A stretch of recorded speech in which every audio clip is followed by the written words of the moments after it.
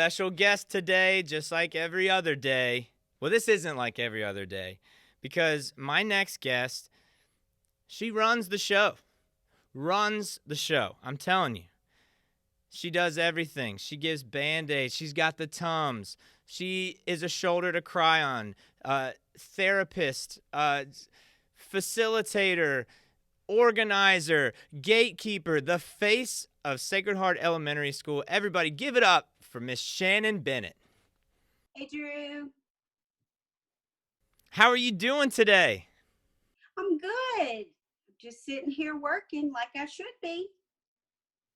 Well, you still in your office? I'm sure that's a comforting sight to many Crusader at home. What's it like though without all the kids there? What's it like when a building that's mostly empty? It's quiet and it's terrible. I miss it. I don't have people coming in and out of my office. I don't have people asking for Band-Aids or Tums. The drawer is full of them. I don't have anybody saying, Miss Shannon, I need ice. That's my favorite statement of the day. And I don't get any of that. Yeah, I know a lot of Crusaders at home miss you too, and miss getting that ice from you and all. Man, you're like the caretaker. When you're in school though, when you are packed with people. I mean, what's a typical day like for you? Well, a typical day starts with parents catching me at my vehicle as I walk in and coming straight in the door, with teachers saying, I need this, and Miss Flanagan saying, I need that, and all my sweet little babies saying, I need this, Miss Shannon, can you do this? Or I just want to give you a hug, Miss Shannon, or I drew something for you. That I miss. I miss that a lot. Yeah, I mean, what have you been doing to keep busy during this time? Well, I've been coming in and I've been answering emails from parents, trying to make sure parents stay in touch with teachers, helping teachers long distantly, of course. And this week, I've been working on awards. We have awards coming up. Your teachers will have your awards on classroom Zoom meetings. I'm working on the certificates so that you can pick them up when you come next week for textbook curbside drop off. And I sure hope you come because I'm going to be out there looking for you. Oh yeah, well, and then you got pre-K.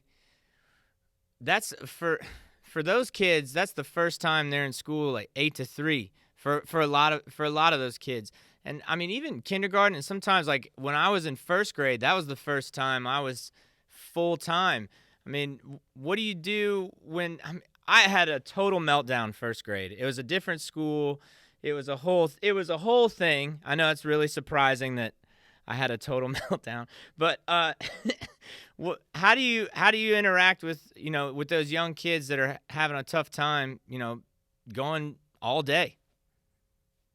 I tell you, Drew, that first week is terrible because that's the only week of the year that I do not like being at school because some of them, this is the first time they're away from mom and dad or grandma or a daycare where it's so much smaller.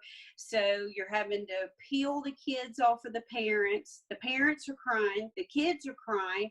And I know I've been there myself. When both of mine started pre-K, I cried just like they did. And so a lot of times the teachers are well versed in it, and you'll hear them say they'll be okay in a little bit, and 99% of the time they are, but every once in a while you have one that is just inconsolable all day long. So what I try to do is I try to pull them up here with me and talk to them and feed them the secret candy stash under my desk and calm them down and talk to them a little bit. And I'm the one face that they see every single day outside of their teacher.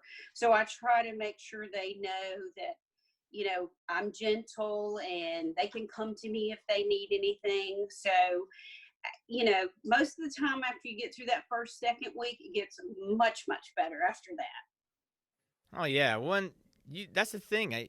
You get to spend a lot of time with those students. So I know that right now is an especially trying time because I mean you miss them. They're like your family. They are my babies. I miss seeing them. I miss sometimes they'll just walk up here and say, I need a hug.